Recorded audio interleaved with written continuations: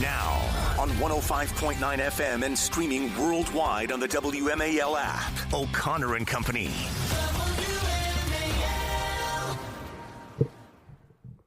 It's 6:06. Thank you for continuing your patronage of this radio program called O'Connor and Company. My name's Larry O'Connor, so it means a lot to me. And her name right there, that blondie, she is Julie Gunlock, and it means a lot to her. Julie, good morning to you. Good morning.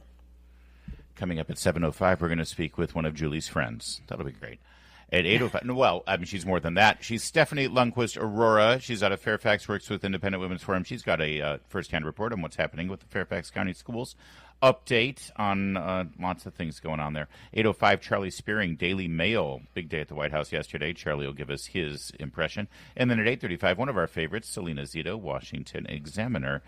I'm Larry O'Connor. As I said, that's Julie Gunlock. Julie, yesterday we talked about this wackadoodle interview with Taylor Lorenz. Taylor Lorenz, she herself is kind of a wackadoodle. She's a little unhinged. She's a little weird.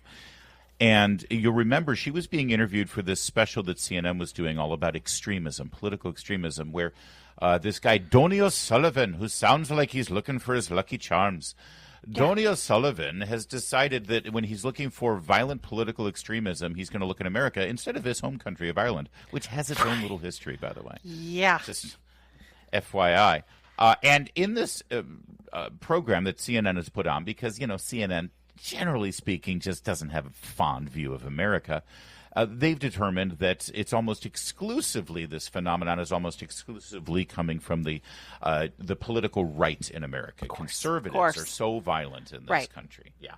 This, of course, on the heels of a left-wing lunatic trying to burn down the governor's residence in Pennsylvania. But no, absolutely. And, of course, the assassination attempts on Donald Trump. But no, absolutely. And the abortion clinics have been set on fire, and the churches. But, you know, it's whatever. So Taylor Lorenz, who was a reporter, we played this yesterday for you, so I don't want to give you too much of an update, but she has been just fangirling all over this alleged murderer, even though we actually see him on videotape killing the CEO of a health insurance company in cold blood. But he hasn't been convicted, so he's alleged. He's the alleged murderer, Luigi Mangione. And here she was talking about Luigi Mangione, cut 5. Go ahead. Hilarious to see these millionaire media pundits on TV clutching their pearls about someone standing a murderer when this is the United States of America, as if we don't lionize criminals, as if we don't have, we don't stand murderers of all sorts, and we give them Netflix shows. Can we pause there for a sec? Does she know that those Netflix shows she's talking about are reality documentaries to tell you how heinous the murders were? I know. She's so weird. I mean, unless she's talking about the Menendez brothers, which, by the way, I'm with her. It's insane. But she doesn't seem to have a problem with lionizing the Menendez brothers. Well, even that show, pretty clearly showed the brutality of the Menendez brothers. It wasn't a love story. Right. Yeah, that's true. She is completely off nuts, but there's more to her nutbaggery. Here, take a listen. Shows. There's a huge disconnect between the narratives and angles the sort of mainstream media pushes and what the American public feels. And you see that in moments like this. And I can tell you, I saw the biggest audience growth that I've ever seen, because people were like, oh, some journalist is actually speaking to the anger that we feel. The women who got her outside court in New York. So you're going to see women especially that feel like, oh my God, right? Like here's this man who's revolutionary, who's famous, who's handsome, who's young, who's smart. He's a person that seems this morally good man, which is hard to find. So, and then they giggle about it. Okay, all right. So, listen, a lot of people, as you, Julie, just pointed out, that one of the best parts of this in Cut 5A is Taylor Lorenz's speaking habit. Actually, that feel like, oh my God, right? Like oh my God. Oh my God. Like, oh my God. She is not, in fact, a 17-year-old girl. She's in her mid to late 40s, even though there are rumors that she's in her 70s. But what really stuck out beyond the like oh my God was Cut 5B here, this part. Smart. He's a person that seems this morally good man, which is hard to find.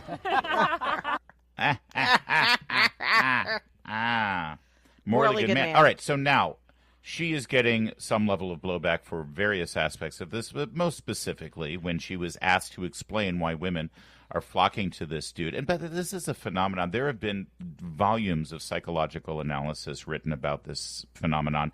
It goes all the way back to the Manson girls. There are convicted serial killers who constantly get love letters from what appear to be normal functioning young women who think that they can save him, that they think they see the good in him, that they fall in love with him. And it's just a thing for Taylor Lorenz to sort of speak to it, saying, well, he's a morally good man and he's fighting for something. You know, that's why women like him. I'm about to...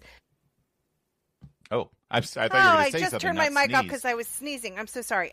Look, Taylor Lorenz is, as I said yesterday, she's nuttier than a fruitcake. But what bothers me more, and I think what people need, again, Taylor Lorenz is well known to be a nut, but this Donnie O'Sullivan figure and CNN itself and their editorial standards, and are there grown-ups over there? Is there anybody who viewed this tape of Taylor Lorenz and Donnie O'Sullivan yucking it up, laughing when she's like, it's hard to find a morally grounded man, a morally good man who stalked and then shot in the back and then stood over him and shot him again, a healthcare CEO, and she calls him morally good man. It's Donnie O'Sullivan and CNN that really should be the focus here. What is going on at CNN that they think that this is appropriate?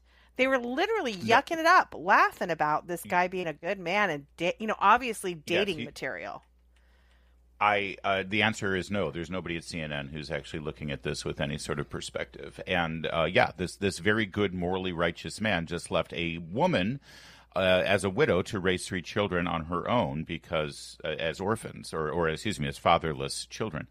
But here we go. So now Taylor Lorenz is getting pushback on this, and she has now decided that you're all taking this the wrong way.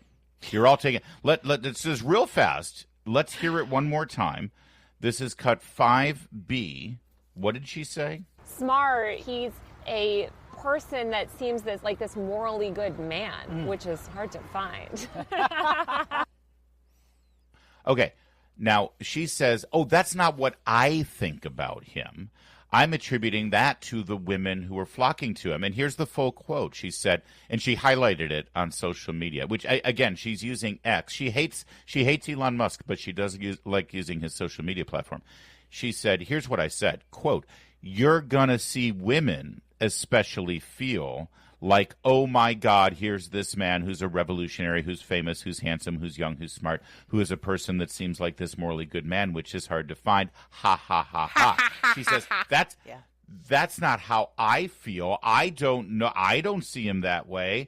We haven't spoken yet. I don't know what his motivations or morals are. I'm just saying that's what other women believe. If you only read her quote and read this explanation, you might be convinced. But when you watch it, when you watch her then say, which is hard to find, you know exactly what she meant by that. That is her own feelings. And the other thing that she said in that clip was that I've never gotten so much attention, or I've not gotten so much, clicks or whatever. Biggest response, biggest platform I've ever had. What she means by that is clicks. What she means by that is more followers. She knows that this is potentially this kind of position she has, tapping into the sickness of women out there and the cultural rot out there. She knows that this is potentially profitable, and she's going for it. She's going for it. This woman has no morals. Again, I've said it before. She's nuttier than a fruitcake. People know this, but again, the real focus of people's ire has to be on Donnie O'Sullivan and CNN. It's disgusting that they platform this psycho. It's 6:15. Now we have another update. 2 updates here in this half hour. The first was our update on Taylor Lorenz there, now denying what she literally said. Now, Governor Gretchen Whitmer of Michigan, who we discussed yesterday, used her file folder of invisibility that apparently she picked up at Hogwarts when she was there before she got expelled for being too witch-like. She is now regretting the moment that she held up that file folder to try to hide her face from a New York Times photographer. She was speaking at the Detroit Economic Club, and she was asked about the viral photo. Here's what she had to say. How was Washington? Did you... What was going through your mind at that moment? And it was, I don't want my picture taken. That's all it was. I kind of wish I hadn't put my folder up in front of my face, but whatever. I was there. I mean, I just wrote a book about learning to laugh at yourself, so I'm pretty good at it. And we all make, we all have our moments. So this has been rather tested and focus grouped, and she's decided that she's got a lot of negatives out there. She's a creepy woman. She comes across very creepy. She was an absolute draconian, authoritarian monster during the lockdowns. And so she's decided that she's going to laugh at herself. It might work politically. This might, I don't think so. Impress people that she's able to laugh at herself. She really is an authoritarian. People forget how bad Michigan was during COVID. If you recall, she made stores rope off certain sections of the store. So like the gardening section was roped off. The toy section was roped off. So literally during COVID, you could not go and buy seeds so you could work in your garden, your own garden, and you couldn't get toys for your kids on their birthday. She, like you said, there's a wickedness though to her. She seemed to enjoy the power, enjoy the cruelty of it. That's what makes her so creepy. And now it shows that in addition to being a weirdo and creepy, she's immature. This is not done. You don't go to the White House as a governor and put a file folder in front of your face. It's just, I think she realizes what a political mistake. This is nonsense. People do not want that in their leaders. As is typical in American politics, the analysis will be how she has cleaned up the mess of her actual instinctive behavior. So, they're going to all judge and say, oh, it's so impressive the way she's now, spun out of this, and she's able to laugh at herself, and she's been able to put it behind her and moved on. This only happens on the left, by the way. Right. And for those politicians that the media has already decided that they like. And let's not forget, according to this latest book by Jonathan Allen and Amy Parnes, who tell a lot of the behind-the-scenes stuff that went on in the wrangling for the nomination for the Democrats after Joe Biden stepped down, Barack Obama wanted Gretchen Whitmer. She is, there are well-placed, powerful individuals within the party that think that she is the answer to their future. And so she is going to get every level of grace and dispensation from the mainstream media in Washington, D.C. that cover this stuff because they're carrying her water. So the analysis will be, how is she going to clean this up? That's right. What is she? Oh, look at, she can laugh at herself. Oh, this is so good. But nobody on the Detroit Economic Club panel there or any other wannabe interviewer stopped and said, okay, but why was your instinct that you didn't want your picture taken? Why? She's saying, well, I just did that because I didn't want my picture taken. But why? You're a politician. You're in the public eye. You always get your picture taken. Why at that moment, standing in the Oval Office, which is a pretty cool place to be, not everyone gets to be there, you didn't want your picture taken? See, that's what needs to be examined. Her instinctive desire to cover up her face, even in such a way that made her look ridiculous. She would rather look ridiculous with the file folder in front of her face than be photographed in the Oval Office. And I'd like to know why. Why was that her instinct? Is anyone going to ask that? It's a great question, Larry. Let's get her on the show. No one's going to ask that. Oh, that would be great. Do you think she wants to get him on the show? Maybe. You know what? There is one way to get Gretchen Whitmer on our show. Tell her it's a podcast. There you go.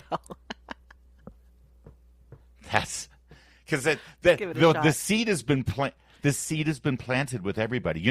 Trump won because he went on podcasts. No, he didn't. He won because he had the ideas and leadership that the American people were looking for. He went on podcasts because he knew he wouldn't be censored and beat up and filtered by corporate media. But I love that the Democrats think, oh, no, it's just the secret is going on podcasts. They look at Gavin Newsom. He even better than going on podcasts, he's got his own podcast. That's going another level. So you know what? Let's tell Gretchen Whitmer that we'll start a new podcast that she can host. And we'll just, facilitate it for her. Perfect. All right. So we're going to get Gretchen Whitmer on this live 4-hour morning podcast that we do that also happens on 105.9 FM WMAL. It's 6:23. Now, on 105.9 FM and streaming worldwide on the WMAL app, O'Connor and Company. It is 6:36. It's O'Connor and Company. Thanks for tuning in on this Tuesday morning, the 15th day of April. April 15th, I ask you one question. Are you getting your money's worth? Enough said. 7:05, Stephanie Lundquist-Aurora gave us an update on the Fairfax County school system and the scandal involving one of their school board members, an embezzler, apparently. 8:05 brings us Charlie Spearing of the Daily Mail, and 8:35 brings us Selena Zito, Washington Examiner. I'm Larry O'Connor with Julie Gunlock. Julie, you are married to a Ohio State Buckeye. He's very excited about his Buckeyes. Absolutely. The national champions, right? Yeah. Yes. They have had a great season, nearly a perfect season. They had one loss to the University of Michigan Wolverines. I'll let you have it. The seniors on this team, who, again, can't take it away from them. They won the national championship in the brand new sort of bracketed tournament that they got. Good for them. Can't take it away from them. But the seniors on that team, as they graduate as national champions, will also look back at their time in college and know that they never once beat the University of Michigan Wolverines. Larry, just let them have this moment. Just let them have the moment. Don't ruin it. I am. I'm happy. It's our job to deliver news and information and context for a story. That's not what you're doing, and everyone knows it. That's relevant and important context that, unlike Michigan, who won the national championship the year before and went undefeated with the perfect record, the Buckeyes have one blemish. They couldn't beat their rival, the aforementioned University of Michigan Wolverines. Can we get the story? Sure. Here's the president. Now, this is one of those funky things where usually the president handles this, but he sort of also, deferred a little bit to his vice president, J.D. Vance, who is a graduate of the Ohio State University. Right. That's right. And was certainly proud of his hometown team. So let's start with cut 9, president, giving a little shout out Gretchen there to Whitmer. J.D. We get J.D. Vance. Sorry. Go on. So with us That's are fair. many Ohio State fans from my administration, and the biggest of them all, of course, is our vice president, who's been fantastic.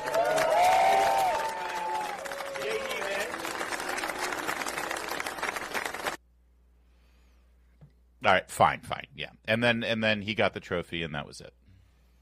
That wasn't it. End of story. That wasn't it. Little snafu. What happened? Poor JD.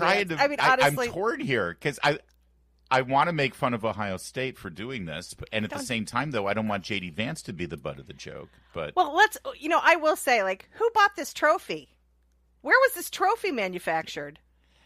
It sure looked pretty flimsy. JD and one of the players go to pick up the trophy for the big photo op, and JD has it by the base, and the player had it by the top part of the gold part, and it seemingly just sort of snapped in two from the trophy part to the base part. It doesn't look like it was JD's fault, by the way, but of course he's getting this is akin to the viral attention. This is akin to the pardoning of the White House turkey and it dying, on the dais. I mean, this was a fairly awkward moment because it was it fell apart and they tried to fix it, then it fell apart again, then it fell on the ground and JD was picking it up. So it did look pretty flimsy though. I mean, it's the trophy's fault. Yeah, no. Yeah. So you're blaming the trophy. There you go. Because I'm a huge fan of J.D. Vance, and I didn't want to, pile on him. It's not his fault. By the way, I can reveal this now. I don't know because I was going to say it yesterday, but I didn't want to make a big deal out of it. But I was at the White House yesterday. Were you really? I didn't even know this. How did I not know this? Yeah. Well, actually, J.D. Vance gave me a shout out at the podium. You didn't hear this? He saw me. Here, listen. And the last thing that I'll say is, I don't know who let the guy over in the corner here in a Michigan hat into this celebration, but I'm about to tell the Secret Service you've got a dangerous weapon, sir. Larry, I did wonder about you. Didn't end well for me. No, I got frisked. It was a full body cavity search. I thought you might have tinkered with that trophy, Larry. I do like it wasn't me, but I love the audacity of a dude going to this ceremony wearing a Michigan hat. That's fantastic. That's pretty bold.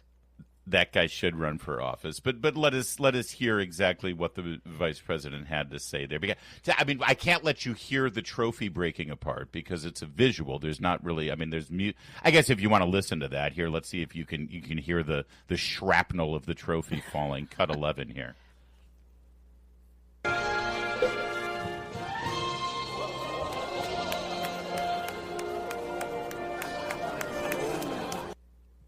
Yeah, you can't really hear the commotion. I think they cut the mics out. But there's something that's what even makes this moment better as you watch it, because you're getting elevator music in the background as the vice president and two college football players, everything's fine. Are fumbling a broken trophy around, trying to salvage the moment. All right, so cut 10 here is the vice president talking about his team. Well, thank you, Mr. President. Thanks to Coach Day and the entire team for being here at the White House. I'm so proud to be part of Team Scarlet and Gray today. Congratulations to the Ohio State Buckeyes on a hell of a 2024 season. Go Bucks. Except for that one loss.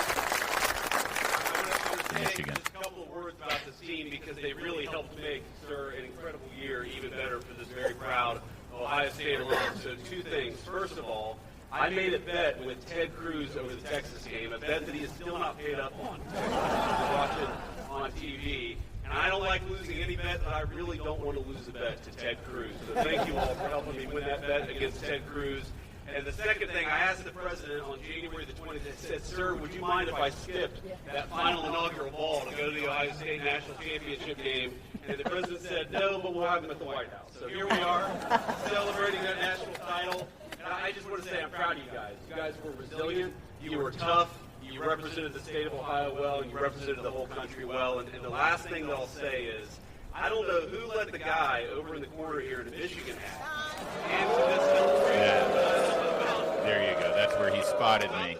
There you go. All right. So, yes. All right. So, congratulations to Vance and the Ohio State Buckeyes, and that's a great thing. And we'll see him next year. But it was a fun scene at the White House yesterday. It was. Go Bucks. Sorry, Larry. And go Blue. It is 6:40. I'm not sorry at all. We beat them. Why should I be sorry? It's 6:40. WMAL's Vince Colonnese. Weekdays at noon on 105.9 WMAL. Making sense of the news. We have a great story of justice here as we've seen terrorist activity throughout the country for people who are innocently owning Tesla vehicles. They have been vandalized. They have been attacked. They have had human feces dumped on their automobiles because they drive Teslas. And, of course, we've seen the firebombing of power stations, charging stations, which, by the way, Elon Musk installed nationwide without federal subsidies, without the federal government paying for it. And, of course, Tesla dealerships. Well, now Attorney General Pam Bondi announced yesterday the arrest of a person in New Mexico connected to the firebombing of a Tesla dealership. And, it's sort of, he has a history of violent behavior, by the way, typical in this country, that people that are guilty of violent crimes are just put out on the loose. Here's how Pam Bondi announced it at Fox News yesterday. Of New Mexico, federal charges have been filed against 40-year-old Jamison Wagner. He's an Albuquerque resident, and it's in connection with recent arson attacks targeting a Tesla dealership. You might remember back in February, investigators found 2 Tesla vehicles on fire in the parking lot outside of a Tesla showroom in New Mexico. They also found graffiti spray painted onto the wall, some of that saying Nazi, saying ICE equals KKK. Here's a picture of the guy. They had good surveillance footage of him, the feds say. 5 to 6 vehicles in the parking lot were hit. We're told that Wagner will remain in federal custody pending a detention hearing. And Sandra, it kind of reminds you of that similar case in Las Vegas with the firebombing. They got that guy. Yep. He's looking at serious prison time. And Pam Bondi at DOJ, the AG, is saying if we catch you guys doing this, there's no plea deals. We're going to try to put you behind bars for 20 years. Yeah, just reading through this, the statement that came out, the Deputy Attorney General Todd Blanche saying hurling firebombs is not political protest. It's a dangerous felony that will prosecute to the maximum extent. And Pam Jim Bondi saying, let this be a final lesson to those that are taking place and taking part in this wave of political violence that is out there. Quite a message. Yeah, and no plea deals. So if they're convicted, they're in trouble. Yeah, and it's a great quick work, by the way. How often do these things happen? And it's like, oh, so where's the investigation? We still don't have anybody arrested from all of the violence that was perpetrated in 2020 here in Washington, D.C., in Seattle, in Portland, as federal buildings were destroyed, but when this just proves that when the FBI and the Attorney General put their mind to it and they want to go find people, they can do it.